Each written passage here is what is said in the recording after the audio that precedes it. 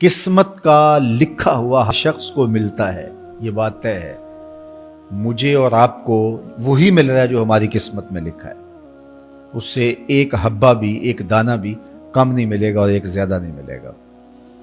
صحیح حدیث ہے، بخاری کی دیگر کتب احادیث میں موجود ہے، جب بچہ شکم مادر میں 120 دن کا ہوتا ہے تو 4 ماہ کا جب بچہ شکم مادر میں ہوتا ہے تو اس کی روح پھونکی جاتی ہے، تو فرشتہ آ کے اس کی عمر بھی لکھ جاتا ہے، اس کا شقی و سعید ہونا بھی لکھ جاتا ہے اور اس کا رزق بھی لکھ جاتا ہے۔ تو رزق جو لکھا گیا وہ ہمیں ملے گا، اور جب جب ملنا ہے تب تب ملے گا۔ جو لکھا گیا ہے وہ بہر صورت ہمیں حاصل ہوگا۔ اب وہ جو ہماری قسمت کا رزق ہے اس کے حصول کا ذریعہ کیا ہے؟ بذریعہ حلال ملتا ہے یا اس کے ذرائع حصول کے وہ حرام ہیں؟ تو یہ اللہ کے ذکر کو چھوڑنے کی سزا یہ ہے کہ ملا وہی جو قسمت کا تھا، لیکن دولت عثمان نہ ملی، دولت قارون ملی۔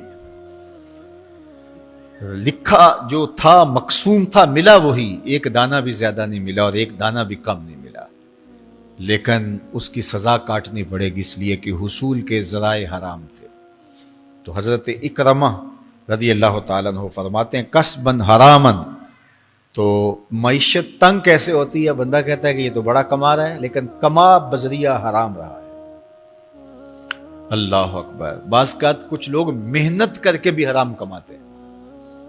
ہم نے دیکھا کہ اس گرمی میں جو لوگ مزدوری کرتے ہیں اور بالخصوص لوہے کی بھٹی پہ جو کام کرنے والے ہیں، کتنا سخت کام ہے، لیکن وہاں بھی جو ہے وہ چاہے 15-20 منٹ جو ہے وہ خیانت کر کے اپنے اس رزق کو حرام بنا لیں اور ناجائز کر لیں، اتنی مشقت کے باوجود بھی کیتی کتری پئی کھو محمد تے سکہ بنیا زردہ۔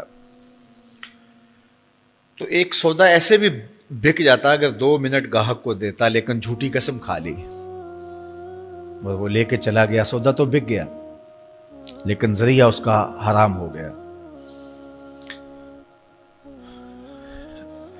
یہ ذرا دیکھیے، جھوٹی قسم کھانے والے کو اللہ نظر رحمت سے بھی نہیں دیکھے، اتنی بڑی سزا ہے اس کی، اور نہ بکتا کوئی اور آ کے لے جاتا۔ جو قسمت میں لکھا ہے وہ تو آپ کا ہر صورت میں ہوگا، لیکن کچھ لوگوں کو اللہ کے ذکر کو چھوڑنے کا نتیجہ یہ ملتا ہے کہ پھر وہ ان کے ذرائع آمدنی جو ہوتے ہیں، محنت کے باوجود بھی کسب حرام ہو جاتا ہے کسی نہ کسی وجہ سے۔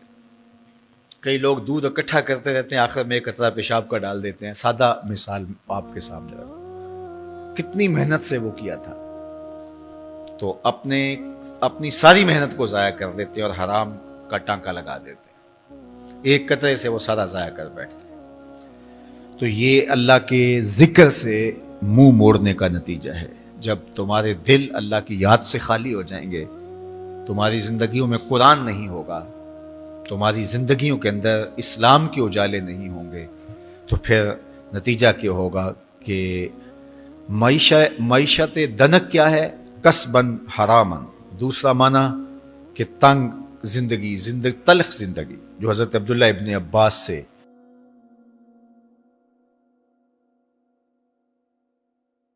یہ امت خلیفہ بلا فصل، خلیفہ اول، امیر المومنین حضرت سیدنا ابو بکر صدیق رضی اللہ تعالیٰ عنہ کی مرہون منت ہے، ان کی احسان مند ہے۔ اقبال نے کہا تھا امن الناس بر مولائے ما، کلیم اول سینائے ما، ہستی او کشت ملت را چوں ابر، ثانی اسنین و غار و بدر و قبر۔ کہتے ہیں کہ وہ شخص جس نے ہمارے آقا و مولا پہ سب سے زیادہ احسانات کیے، اور میرے آقا کریم نے ارشاد فرمایا میرے اوپر جس نے بھی کوئی نیکی کی میں اس کا بدلہ چکا دیا دنیا پر ہی، لیکن ایک ابو بکر ایسے ہیں جن کی نیکیوں کا بدلہ قیامت کے دن رب ہی چکائے گا۔ یہ حضور علیہ السلام نے ارشاد فرمایا، اور پھر میں ما نفعنی مال احد قط، ما نفعنی مال ابی بکر مجھے کسی کے مال نے اتنا نفع نہیں دیا جتنا ابو بکر کے مال نے نفع دیا۔ اپنا سب کچھ حضور کی راہوں میں نچھاور کر دیا، مال پیش کیا، جان پیش کی، اولاد پیش کی، وقت دیا، ایک ایک سانس حضور کے نام کر دی۔ کہتے ہیں حضور علیہ السلام کا سایہ نہیں تھا، لیکن ابو بکر رضی اللہ تعالیٰ عنہ سایہ بن کے حضور کے ساتھ رہے، سائے کی طرح حضور کے ساتھ رہے۔ بدر کے ساتھی، حضر کے ساتھی، سفر کے ساتھی، غار کے ساتھی، حد ہو گئی مزار کے ساتھی۔ اللہ اکبر۔ ایک دن حضور ایسے نکل رہے ہیں مسجد نبوی سے تو کوئی لوگ داخل ہو رہے تھے، تو حضور کے دائیں ہاتھ میں ابو بکر کا ہاتھ تھا، بائیں میں حضرت عمر کا ہاتھ تھا۔ تو حضور ایسے دونوں کے ہاتھ پکڑ کے باہر نکل رہے تھے، تو کسی کو اندر آتے دیکھا تو اس کو دیکھ کر کے کہا، قیامت کے دن ہم قبروں سے یوں ہی اٹھائے جائیں گے، میرے دائیں ہاتھ میں ابو بکر کا ہاتھ ہوگا، بائیں ہاتھ میں عمر کا ہاتھ ہوگا۔ اللہ اکبر۔ سیدہ کہول اہل الجنہ، جنت کے بوڑھوں کا سردار کہا، ابو بکر فی الجنہ، جنت کی بشارت دی۔ عشرہ مبشرہ میں سے پہلا نام حضرت ابو بکر رضی اللہ تعالیٰ عنہ کا ہے۔ فرمایا میرے دو وزیر آسمان پہ ہیں، دو وزیر زمین پہ ہیں۔ آسمان پہ میرے دو وزیروں کا نام جبرائیل و میکائیل ہے، اور زمین پہ اوپر میرے دو جو وزیر ہیں، ایک کا نام ابو بکر ہے، ایک کا نام عمر ہے۔ تو کیا شان ہے حضرت ابو بکر صدیق رضی اللہ تعالیٰ۔ ہر نبی کا صحابی عظمتوں کے معراج پہ ہے، لیکن جو شان حضور کے اس جاں نثار کو دی گئی ہے، اللہ اکبر۔ قرآن نے بھی کہا نا، وَثَانِيَ اثْنَيْنِ إِذْ هُمَا فِي الْغَارِ۔ اللہ اکبر۔ دو میں سے دوسرا، اللہ اکبر، جب وہ غار میں تھے، دو میں سے دوسرا، اس لفظ کی خوبصورتی ملاحظہ کیجئے، دو میں سے دوسرا۔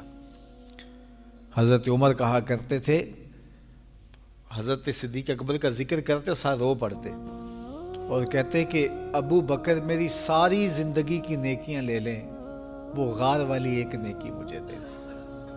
ساری نیکیاں زندگی کی ابو بکر لے لیں، ایک نیکی غار والی مجھے دے دیں۔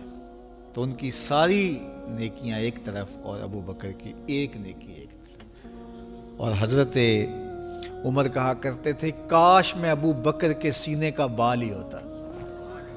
کوئی کم شان ہے؟ یہ حضرت عمر کہہ رہے ہیں، یہ عمر جس کے بارے میں میرے حضور علیہ السلام نے فرمایا کہ میرے بعد اگر نبوت کا دروازہ بند نہ ہوا ہوتا، میرے بعد اگر کسی نے نبی ہونا ہوتا تو وہ عمر ہوتا۔ اتنی شانوں کے مالک۔ ان الشیطان یفر من ظل عمر، شیطان عمر کے سائے کو دیکھ کے بھاگ جاتا ہے۔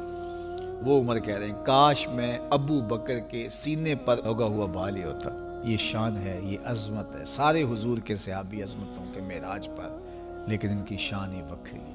کسی پنجاب شاعر نے کہا کہ سارے یار نبی دے سونے، نہیں کوئی اینا یاراں ورگا، نہ کوئی ہویا نہ کوئی ہوسی، اینا جان نثاراں ورگا، نہ اس دھرتی پیدا کیتا، اینا یاراں ورگا، اعظم شان صدیق کی دساں اکو یار ہزاراں ورگا۔ وہ عظمتوں کی کس معراج پہ، امن الناس بر مولائے ماں، کلیم اول سینائے ماں، ہستی او کشت ملت راچو ابر، ثانی سنین و غار و بدر و قبر۔ بدر کے بھی ساتھی، قبر کے بھی ساتھی، مزار کے بھی ساتھی، غار کے بھی ساتھی، اور کھیت اسلام کی کھیتی کے لیے ابر بہار کی طرح برسے اور سیراب کر گئے، اور اس امت کے لیے انہوں نے جو کام کیا وہ انہی کا مقصوم